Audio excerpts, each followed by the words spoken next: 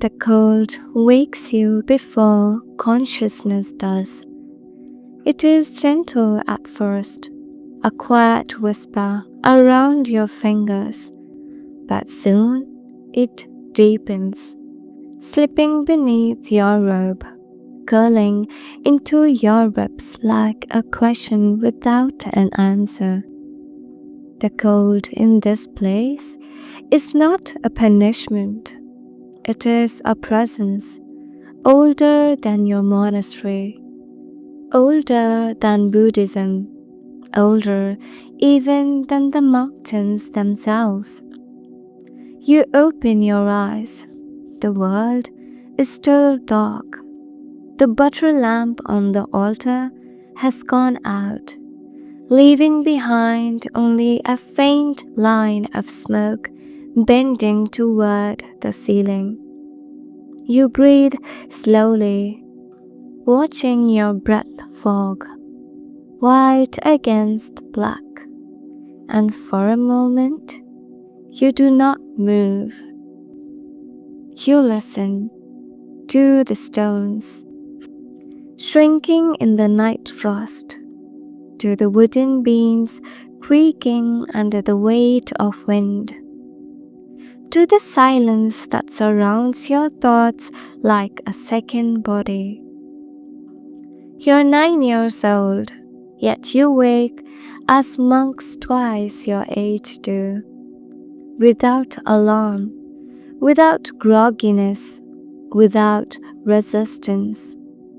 Not because you're disciplined, but because sleep never takes you fully. Your dreams hold you too lightly.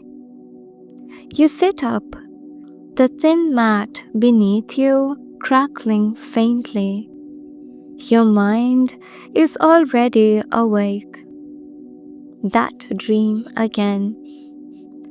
A lake not made of water, but of light, rippling gold and white, like dawn melting across the surface of a mirror. A woman at its edge, face hidden, pointing toward the center. Always the same gesture, always the same silence. You bow 3 times, body, speech, mind, then rise. Outside yourself, the monastery breathes as one immense creature. This place has been your home since you were 5, the age they recognized you as a tulku, a reincarnated lama born to continue teachings you do not remember learning. The corridor is cold enough to sting your feet, but you've grown used to this intimacy with the elements. You know every crack in the stone, every draft, every soft murmur from the monks beginning to stir. Before the gong rings, you're already walking. A child, yes, but also the mind of someone who lived many times before this one, or so they say. Chapter 2. The chant that opens the inner door. The prayer hall glows with amber light from butter lamps.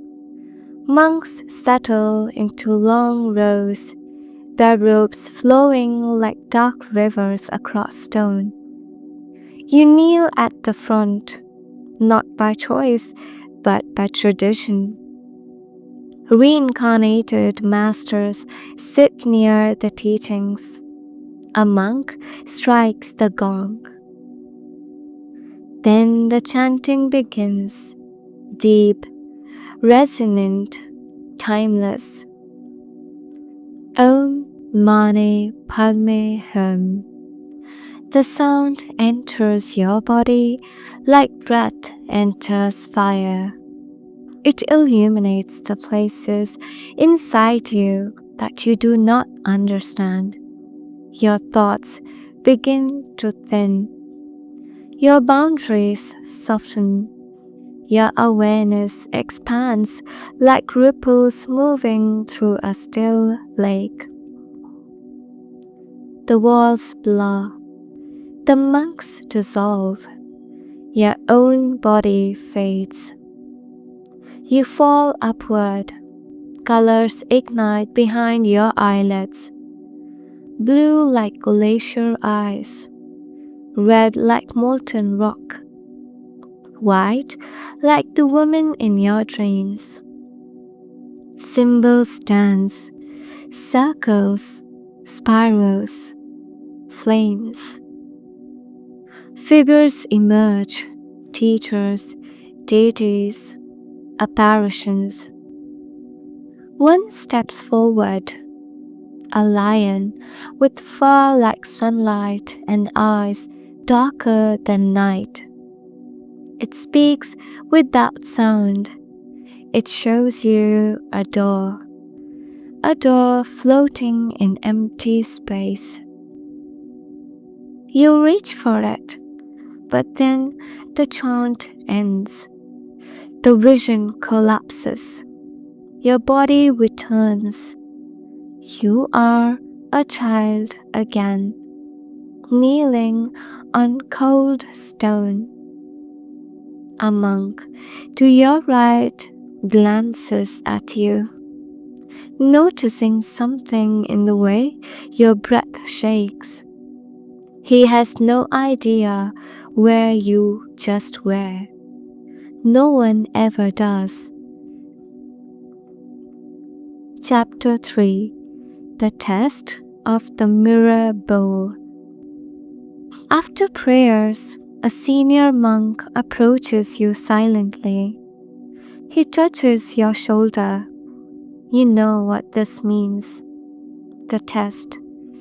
They lead you to a narrow chamber carved deep into the mountainside. The air is colder here, softer, the kind of cold that feels like memory. A table, a bowl, nothing else. The mirror bowl. The water inside it is perfectly still, perfectly clear. Look, the elder says gently. You kneel. The surface shines like a small captured sky. At first, you see only your reflection, your young face, your shaved head, your eyes dark and steady. Then the water moves, not from air, from intention. Images rise like shadows from beneath eyes. A burning temple, a man running through snow, a cracked bell lying in sand, a child feeding birds with trembling hands, a monk kneeling before a vast storm. Then your own face again, but older and sadder. You swallow. What do you see? The monk asks. You choose honesty. I see lives, some mine, some not mine. He nods, as if expecting this. Truth is neither rewarded nor dismissed. It is simply recorded, like wind on water. You're given a second object, a wooden box. Inside are small items belonging to the Lama, whose soul they believe lives in you. A seed, a feather, a bead, a ring.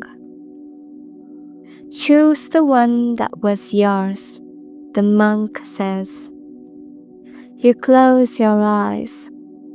Listen, reach, touch. You pick up the seed. The monk writes something in a thin-leaved book. You don't ask what he wrote. You're not sure you want to know. Chapter 4. Smoke that talks to the dead. After breakfast, you join the incense keeper to prepare morning offerings. He lights dried juniper leaves. They crackle and curl, releasing sweet smoke that dances around you. Most monks see only incense, but you see stories. The smoke thickens, bending into shapes. A woman in red robes. A man carrying a bowl of light. A child sitting beneath a moon that never sets. Then the smoke gathers into a figure you recognize. The faceless woman from your dream. She lifts a hand, points at your heart. Her gesture is precise, knowing, urgent. Then she melts back into the air. The incense keeper does not notice, but the voice comes again, not hers, but from inside the smoke itself. You must choose your direction. You clench your fists. Direction? Toward what? The voice does not answer. It never does. Chapter 5.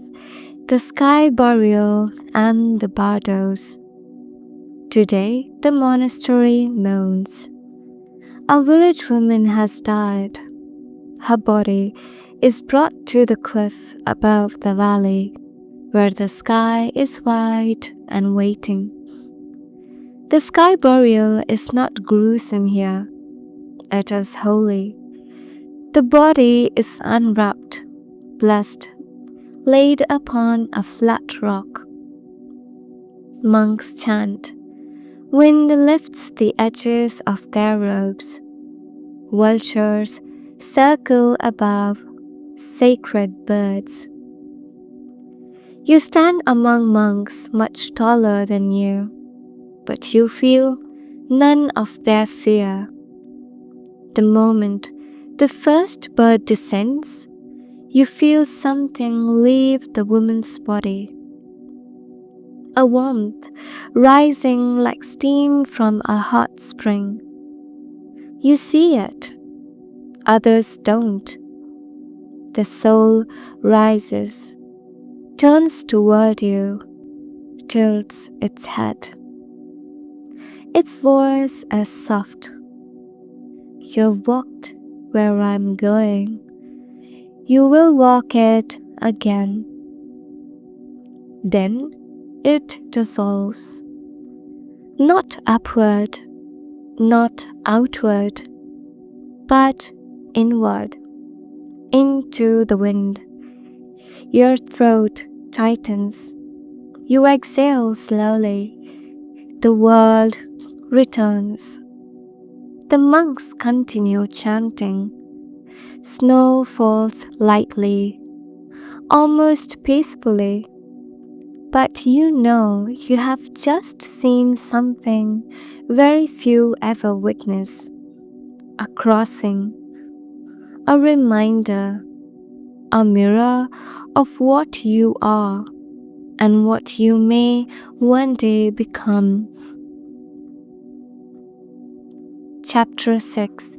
The Night of Emptiness. The wind sharpens at dusk. It slips beneath your robe as if searching for the places in you that still hold warmth. The monks gather in the courtyard, each holding a butter lamp. The shadows stretch long across the stones. Tonight is Cholang, the night of the empty bowl.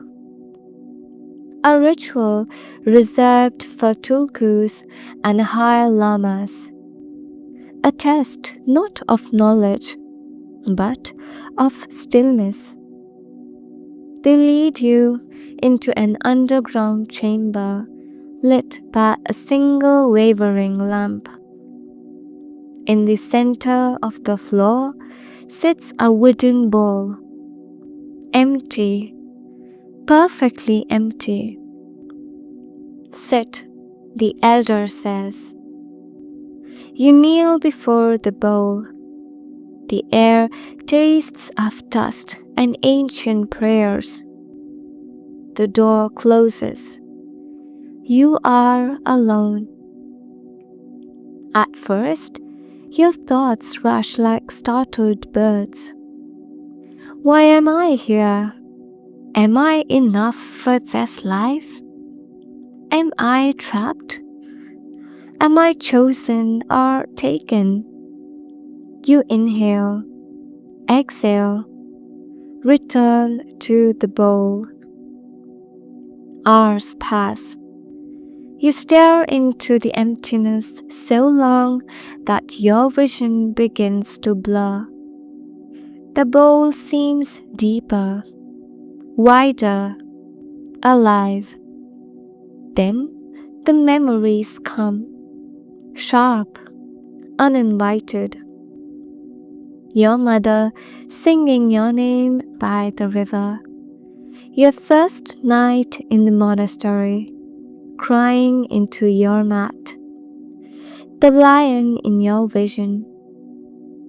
The faceless woman. The soul at the sky burial whispering to you. You want to look away, but the bowl holds you. And then something inside you cracks open. A knot from childhood unwinds. The tension between who you were and who they say you are dissolves.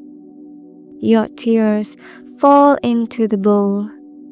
They look like stars. For the first time in years, you feel small, human, unburdened. The emptiness is no longer frightening. It is freeing. When the monk opens the door at dawn, you are still kneeling, breathing in a silence that feels like being reborn. Chapter 7. When the wind calls your real name. The morning after the ritual, the sky is unusually clear.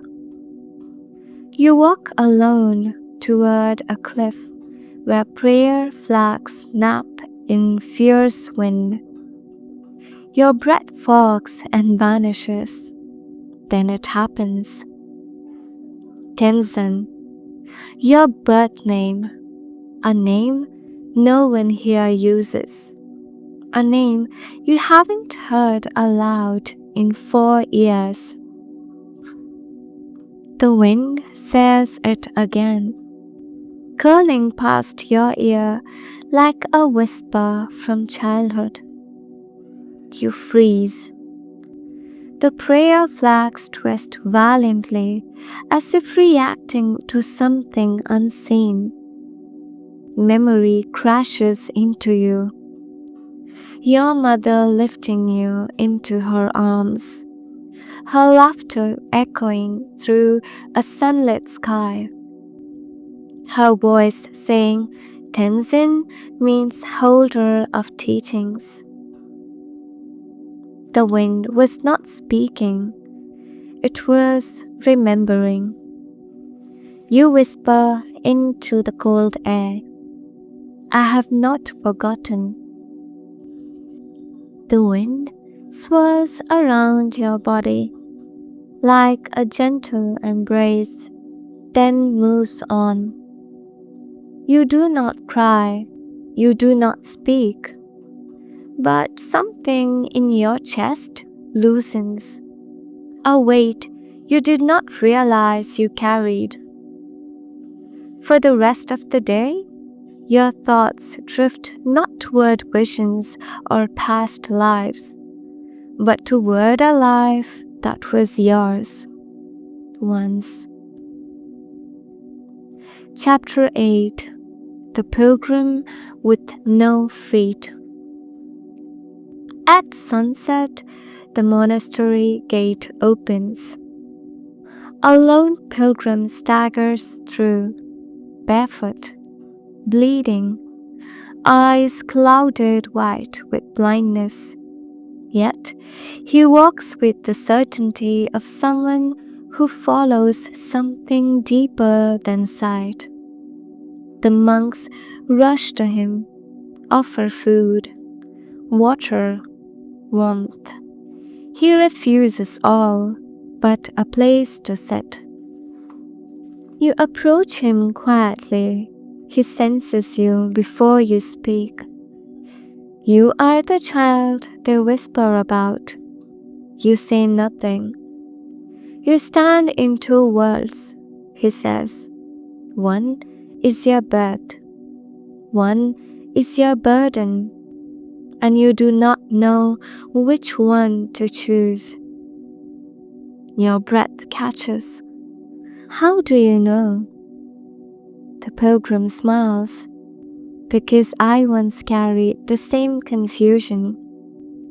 I tried to disappear into wisdom. I nearly forgot how to be alive. He places his hand over your heart.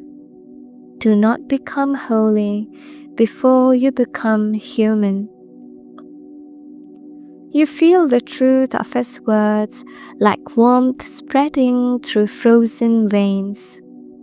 That night, you cannot sleep. Not from fear, but from recognition. Chapter 9: The Mountain That Waits. Weeks later, you dream of a mountain. A massive peak known as Recopa, the one who waits. In the dream, the mountain speaks, "Come." So the next morning, before sunrise, you walk. The air thins as the path climbs. You slip twice on frost-slick stones. Your fingers go numb, but you keep going. Halfway up, you stop to breathe. The world feels distant. Your thoughts scatter like snowflakes. Then something shifts. The wind stops. The cold eases. You hear nothing. Not monks, not birds, not your heartbeat. Only silence. You look up, and the mountain looks back. Not literally, but in presence, in weight. You kneel, and in the stillness, you hear it. You do not need to escape the world to understand it. You only need to sit deeply within it. You bow until your forehead touches the snow. When you descend, hours later, your body aches, but your mind feels woven together, stitched from silence and breath. You walk back to the monastery slowly, deliberately, like someone learning to inhabit their body for the first time. Chapter 10: the final lesson. The abbot summons you. He sits beside a window carved from the stone, a square of light framing his aging face. He gestures for you to sit. No incense burns, no ritual tools are present, only an obsidian mirror, smooth, black, reflective. This, he says, is not seeing your face. He places the mirror in your hands. It is for seeing what wears your face. You look. Your reflection appears, then ripples, then vanishes. In its place is light, then darkness, then nothing at all. Your breath shakes. The abbot watches carefully. What do you see? You answer truthfully. I see everything and nothing. He nods slowly. This is the beginning of understanding. He takes the mirror gently from your hands. You have carried many lifetimes within you, he says, but you have forgotten the most important one. Which one? This one. He touches your forehead. You must learn to be a child again before you try to be a mystic. Your eyes sting. You don't know why. The abbot gestures toward the door. You are ready to leave this place, not to abandon it, but to test your mind in the world it was born into. You bow deeply, then rise. Your robe feels lighter, your steps softer, your breath fuller. You walk out of the chamber, down the long corridor, past the murals of deities and demons, and into the courtyard where morning light spreads like warm milk across the stones. You stand there for a long moment, feeling the sun on your face. For the first time since you arrived at the monastery, you feel something unexpected. Yourself, just yourself. No visions, no burdens, no destiny, only breath. Warm, human breath. In the months that follow, villagers speak of a gentle child monk, wandering from valley to valley, carrying nothing but a bowl, and a quiet presence that softened even the hardest hearts. Some say he healed without touching. Some say he listened so deeply that grief dissolved in his silence. Some say he vanished into a cave of light. There is no agreement on how your story ends, but there is one truth everyone shares. You were never a miracle. You were never a prophecy. You were a mirror, a mind that reflected the world so purely that people remembered their own.